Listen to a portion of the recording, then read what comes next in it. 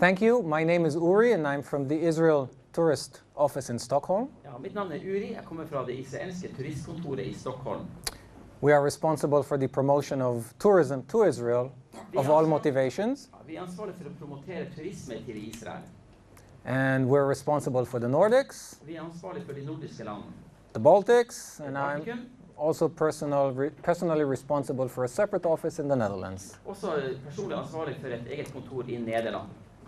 My first experience, good experience with the MIF Min første gode erfaring med MIF was during Minister Uzi Landau's visit in September. det var da Uzi Landau besøkte Norge i september i fjor.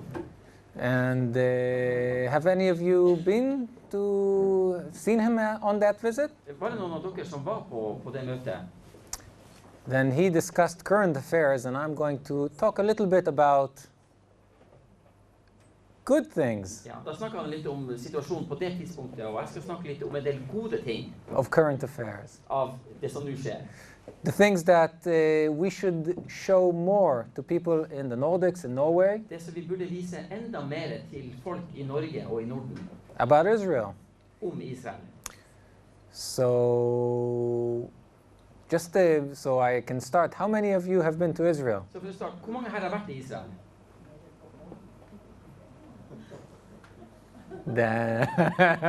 That's good. Oh, 2 hands. Okay, great. Det var bra. So, how many of you have been more times to Israel than I have? Hvor mange her har vært flere ganger i Israel enn meg? Okay, so we need to work on the rest. Nei, vi får jobbe resten. So I hope to give you a little bit of inspiration today Jeg håper å få gi litt inspirasjon i dag. and talk a little bit about Israeli wine. Snakke litt om israelsk vin.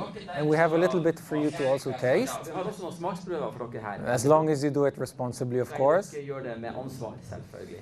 So, if we start a little bit about wine in Israel, Jeg skal starte med å si litt om israelsk vin. today Israel has hundreds of wineries I dag finnes det flere hundre vingårder i Israel, of all qualities, av alle typer kvalitet, all throughout the land.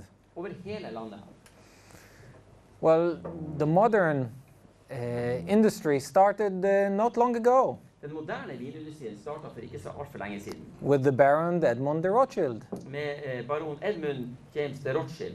Okay, and he started the first modern wineries in Israel about 140 years ago, Han startet det første moderne vinmakeriet i Israel for ca. 140 år siden. and he renewed a long forgotten tradition of winemaking Og in Israel. han fornyet en gammel, men også glemt tradisjon av vinlaging i Israel.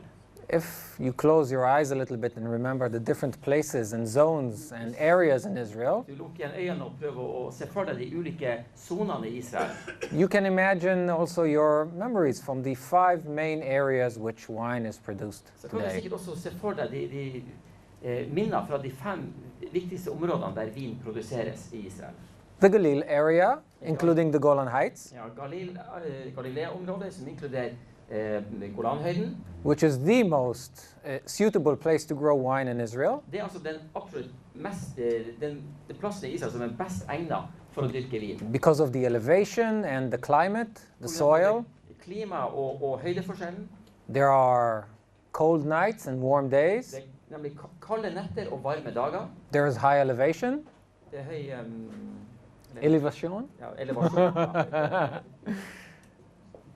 And as you know, the north is much more rain blessed Ja, than og the det- south. Nord i Israel er jo velsignet med mye mer regn enn syd. And that forms an ideal place to grow Og wine. det skaper da det skaper ideelle forhold for vindyrking. The more traditional zone for growing wine in the Judean hills around Jerusalem, De mer tradisjonelle områdene for å dyrke vin i Judea-høydene rundt Jerusalem, what we know today as the Shimshon area, Samson area, det som kalles for Shimshon, eller Samson-området, the Negev, of course, which is a dry, semi-arid desert. og Negev, som da er en ørken, tørt selvfølgelig. And you know that Israel is on the forefront of irrigation techniques worldwide. Og dere vet jo også at Israel verdensledende når det gjelder dryppteknologi. So as perhaps amazing as it sounds, there is wine growing in the desert, and we have Så det vokser our friend here who actually tasted and liked it a lot. ja, det vokser faktisk vin i ørken i Israel. Og vi har en venn her som har smakt og liker ørkenvin. Another area is the Sharon Plains, all the coastal plains of Israel, also around Haifa. Så har du også Sharonsletta og kystområdet rundt Haifa. And you know the names Zichron Yaakov, Binyamina, Og du kjenner også navnene Jakob og Benjamina. which house some of the nicest or and largest wineries in Israel De today. har noen av de største vingårdene i Israel. If we go back a little bit, and if somebody could share with us the experience of pressing wine with his feet. Has anybody done it? Det noen her som har prøvd å trykke vin? Two hands. Føtter, ja. Okay, in any case, wine obviously is also mentioned in the Bible, in the Old Testament. Vin også omtalt en del i Bibelen, i det gamle testamentet. And we know that wine gladdens the heart, Og vi vet at vin det gleder hjertet, but does not go well with driving men det går ikke så bra når du kjører bil, or operating heavy machinery. eller skal operere tungt maskineri. So wine was produced for thousands of years, Så vin har blitt produsert i tusenvis av år. well into the second temple period. Fram til det andre tempelets periode. And after the rebellion against the Romans and the slow decline of the Roman Empire, Etter opprøret mot romerne, the Arab conquest of the Middle East, the Muslim conquest, og etter at araberne og muslimene tok over der nede, systemic wine producing in what we know today as Israel så was less and less and og was, da ble det naturlig nok mindre og mindre av vinproduksjonen i det som vi nå kjenner som Israel. only sporadic. Det var bare sporadisk. So if we look at how wine was produced long ago, Hvis du ser hvordan vin ble produsert for lenge siden, we know that it was produced all over the country. så vet vi at vin ble produsert over hele Israel. It was also even exported to Rome. Og det ble til og med eksportert til Roma. And so we have a tradition that has to be renewed. Så vi har en tradisjon som trengs å bli fornyet.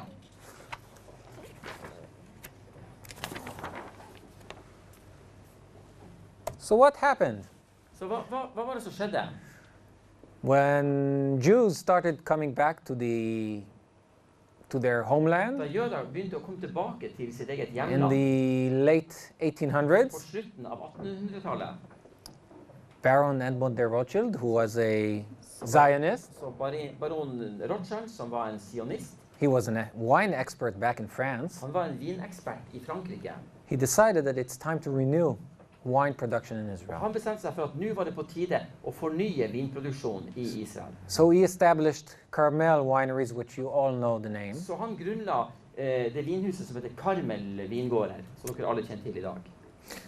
And for about 80 years, Og i omtrent 80 år, most of the wine produced in Israel was for kiddush. så mesteparten av den vin som ble produsert i Israel, det var for kiddush.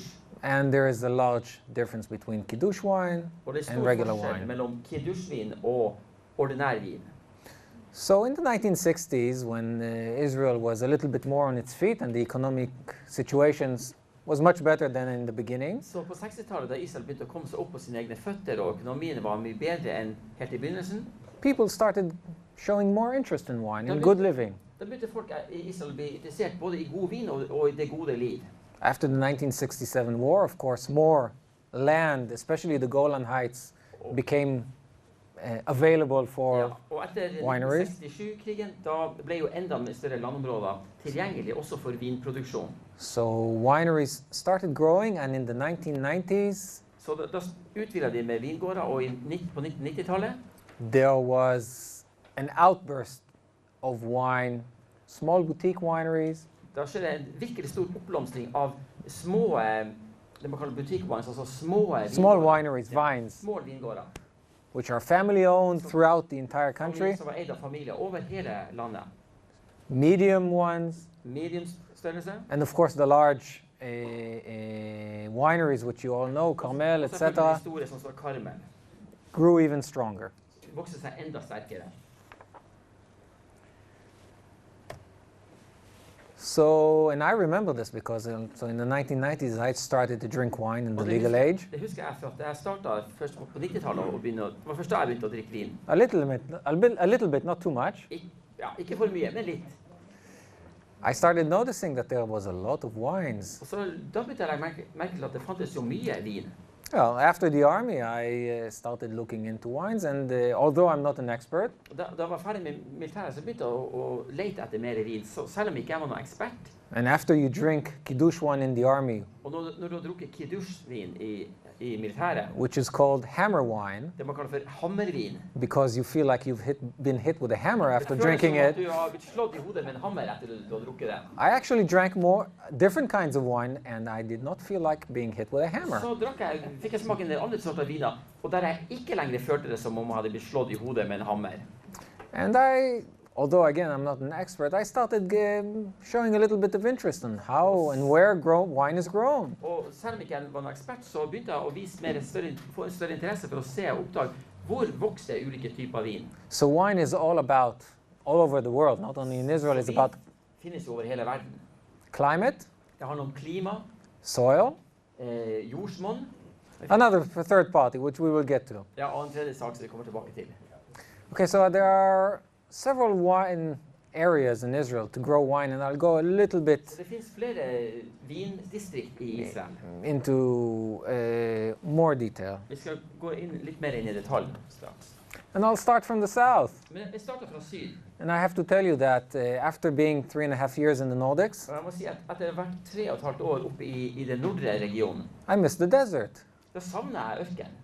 So, surprisingly, again, as it may seem, Så hvor overraskende det enn kan synes, the desert is a good place to grow wine. ørken er en bra plass å dyrke vin. There is. Has anybody here been to the Sde Boker, Mitzpe Ramon area? Er det noen her som har vært i landet? Then you would know it's in the south part of Israel, Da vet du at det er i sydparten av Israel. in this area. Sør for Beersheba.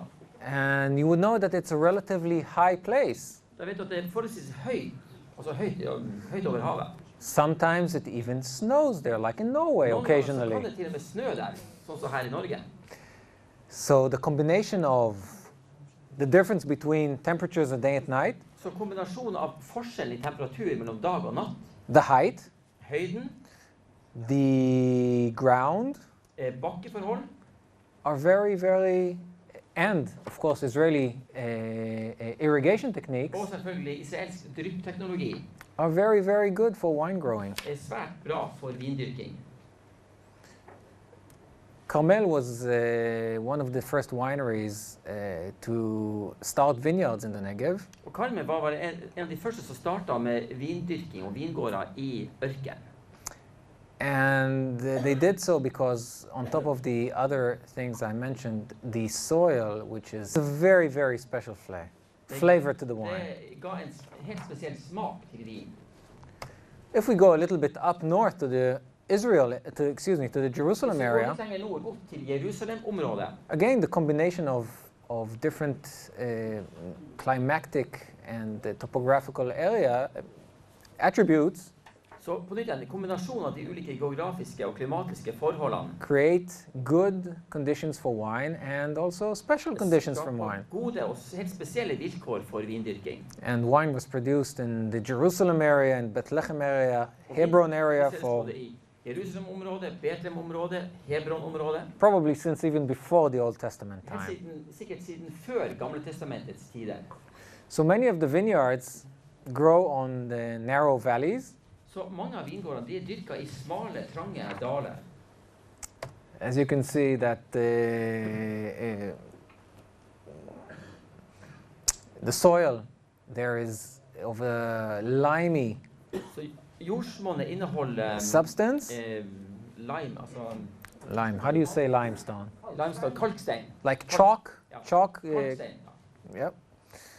And so the climate also benefits because it's cold at night sometimes. Klimaet er veldig bra, for det er altså kaldt om natta, It's got rain, it's got also dry periods. og så får det også tørke.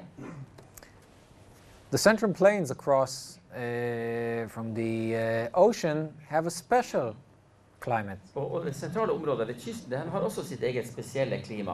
It's much more humid.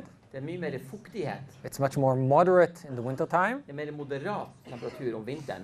And the elevation is low. It's usually about sea level or somewhat above it. Ja, det er ikke så høyt over havet. Det er mer ofte sjønivå eller havnivå. And the soil also is lime. Og jordsmonnet består da også av kalkstein. And that also contributes to a special. Det også bidrar til en spesiell smak. Kind of. And I think my favorite Jeg vil si at min favoritt is the Galil and the north part det er of Israel. Galil-området i nord. As you know, that's the highest part of Israel. Dere vet, det er den øvre, den nordre parten av Israel. Especially the parts close to the Lebanese border and Mount Hermon. Nært Libanon-grensen og Hermonfjellet. The ground there is made of basalt. Bakken der består av volcanic basalt. Ja, vulkanisk jordsmonn. It's a tough kind of soil that you will see in volcanic areas. En spesiell sort jordsmonn som du bare har i vulkanske områder. It's very high Den er veldig høy. in altitude. Ligger veldig høyt opp. It's cold at night, as you would know, even in the could be cold at night even in the summertime. Det kan være kaldt om natta til og med på sommeren. And of course, it occasionally snows in the wintertime. Og av og til snør det der om vinteren. If we take a little bit of a pause about the geography lesson, Hvis vi skal ta litt sånn geografitime. all over the world, all of these specific ingredients, Over hele verden, alle de spesielle ingrediensene, soil, topography, and climate, både jordsmonn, topografi og klima, are the elements, are the variables that shape the taste, the result of the det er wine. de variablene som skaper og påvirker smaken på vin. So we have 4 or 5 different areas in Israel that contribute. Så vi har altså 4 til 5 ulike områder eller distrikt i Israel som gir hver sine smaker. To different tastes. Hver sine smaker. And I think if we are speaking about tastes, Og jeg tror at mens vi snakker om smak, it's time to take a short break, så er det på tide med en kort liten pause. and we will be more than happy to serve you Og vi er mer enn glad over å kunne få tilby dere with a little bit of red and white wine. litt både rødt og hvitt. And I'll just talk a little bit about the wines. Jeg skal også si litt om vin. As you know, and we don't have a specific preference to a certain manufacturer, Altså, vi har ikke noen spesielle preferanser for en konkret produsent. but nobody would argue that one of the largest and best wineries in Israel is the Golan Heights Men det er winery. ingen som vil argumentere imot, det er ingen som vil være uenig i at noen av de største og blant de beste vindriktene i Israel, det er Golan Heights Winery. So we will be very, and it's also much more attainable here in the Nordics. Og den er også lettere tilgjengelig her i Norden. There are many fine Israeli wines, Det finnes veldig mange gode israelske viner. but of course it's a challenge to market them as far away as you get from in smaller countries with smaller Men det er klart det populations. er veldig vanskelig å markedsføre dem her i små land med liten... So one of the wineries that has somewhat of a reach in the Nordics is the Golan Heights. Så altså, Golan Heights Winery de har i hvert fall nådd litt ut her i Norden. So we will be happy to let you taste Så vi skal være veldig glad for å la deg få lov å smake litt. white wine Mount Hermon Hvitvin som heter fra Mount Hermon, and red wine og rødvin. Mount Hermon Red. Det er også Mount Hermon rød. Okay, close your eyes for a second. I know it's hard because of the Nordic sun. Jeg vet at det er vanskelig på grunn av sollys her. Those of you who have red wine, obviously it's a better effect. Det er klart det er bedre effekt for dere som har rødvin nå. Empty your lungs Pust ut. and then breathe as deep as you find comfortable, but with your eyes closed. Så dypt du kan med øynene igjen. And when you do it, Og når du gjør det, those of you who have been to a vineyard all over the world, du som har vært i vingård uansett hvor hen i verden, imagine for a second, forestill deg et lite øyeblikk. you know, the sound of the wind blowing in the vine leaves, Lyden av vind som blåser gjennom bladene på vintrærne. and imagine the next time that you're in Israel. Og forestill deg neste gang at du er i Israel.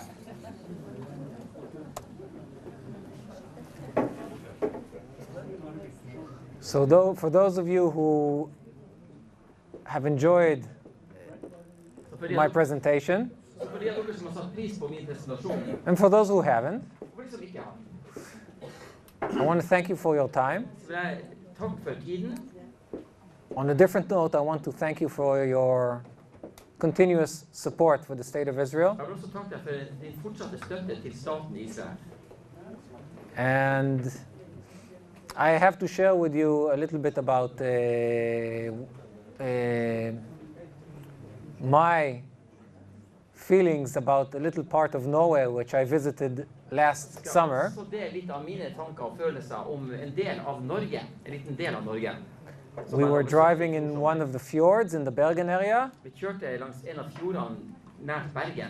I have a family. I have a 10-year-old boy and a 7-year-old girl. En 10 år gammel gutt og 7 år gammel gutt. And 7 år gammel jente. we were driving and there were Vi kjørte cherry, would you say a cherry vineyard? kirsebær. Vi kjørte jo forbi en kirsebærlund. Kirsebær. And you know the boxes where you put 50 kronas and you grab a box of cherries? Du vet i boksen, du legger 50 kroner oppi, så tar du mer en kartong med kirsebær. And those were the best cherries that we ever ate, Det var de ever. beste kirsebærene jeg har smakt. So whenever I think of Norway, Så når jeg tenker på Norge, I think of the cherries in the fjords. da tenker jeg på kirsebær og fjorder. And I hope that, at least for some of the times you think next of Israel, Jeg håper at neste gang du tenker på Israel, you'll think about drinking a good glass of wine. så skal du tenke på å drikke et glass god vin. Thank you very much. Tusen hjertelig takk. Thank you very much.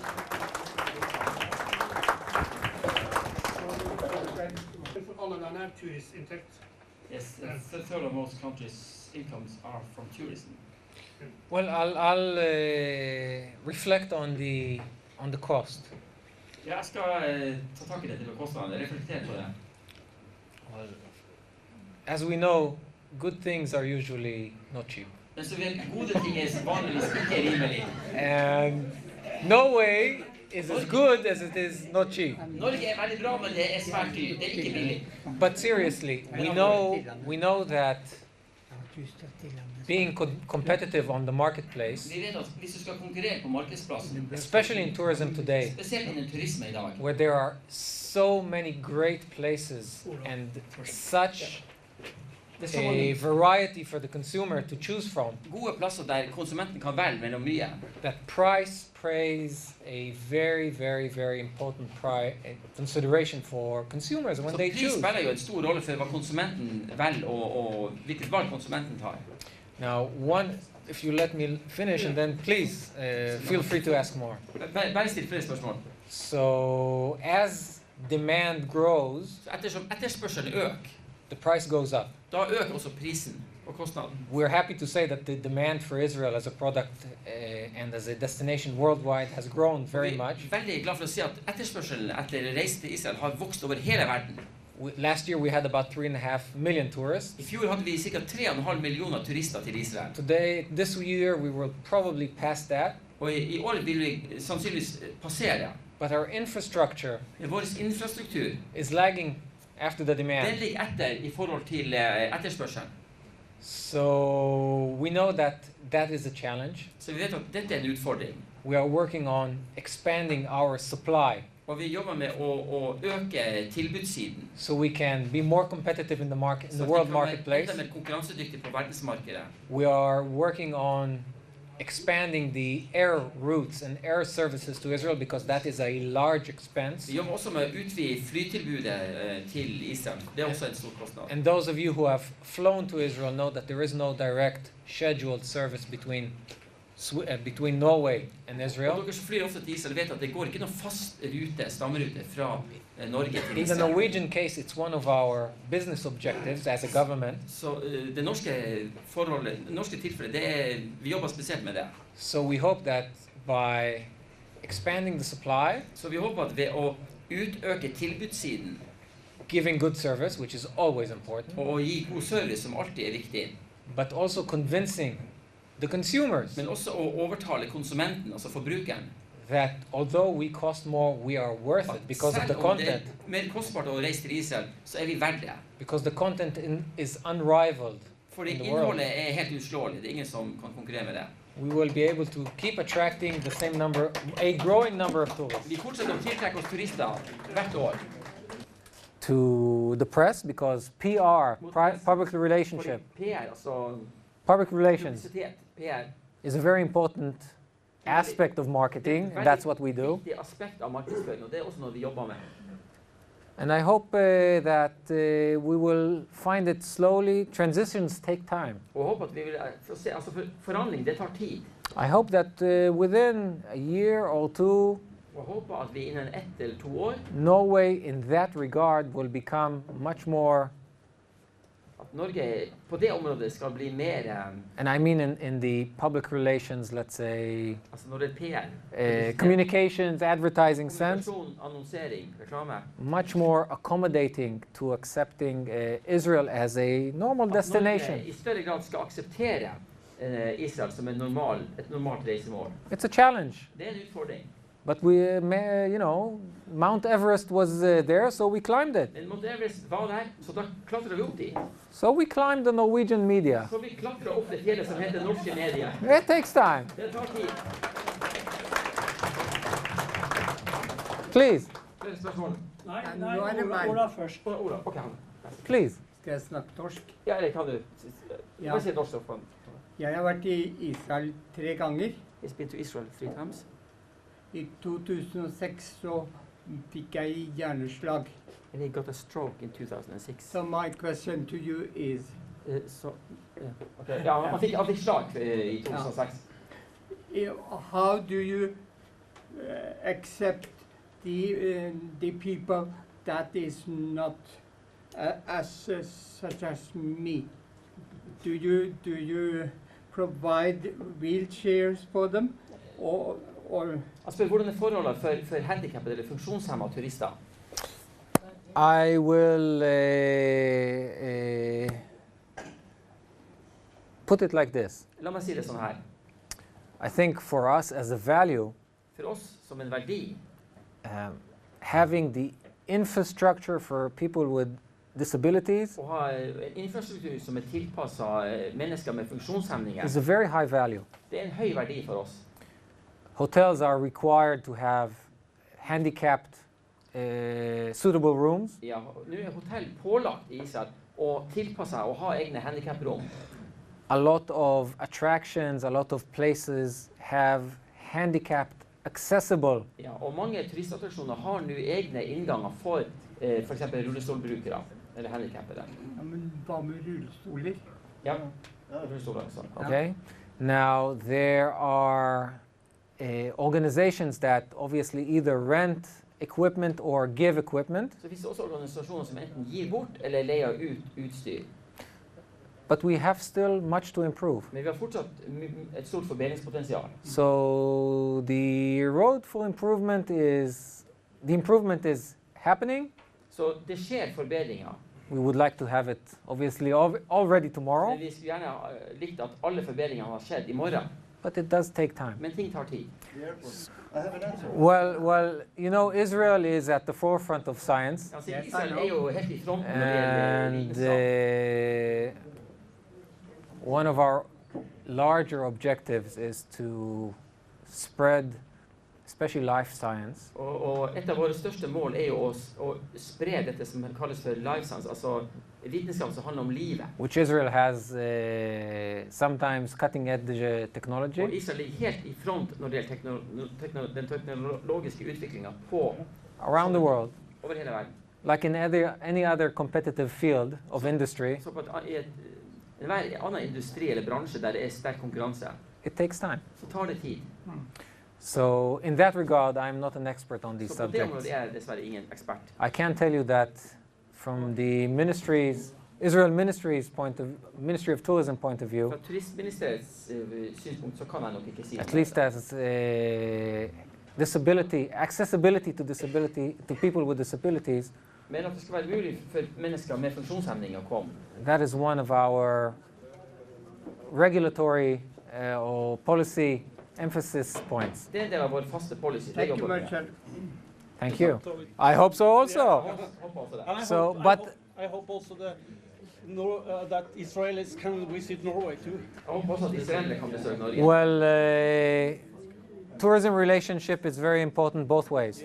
Så relasjon med turisme er viktig begge veier. So Norwegians know Israel and the Israelis know Norway. Så nordmenn kjenner til Israel, og israelere kjenner til Norge. And Norwegian cherries. Ja. Thank you for that, sir. Takk.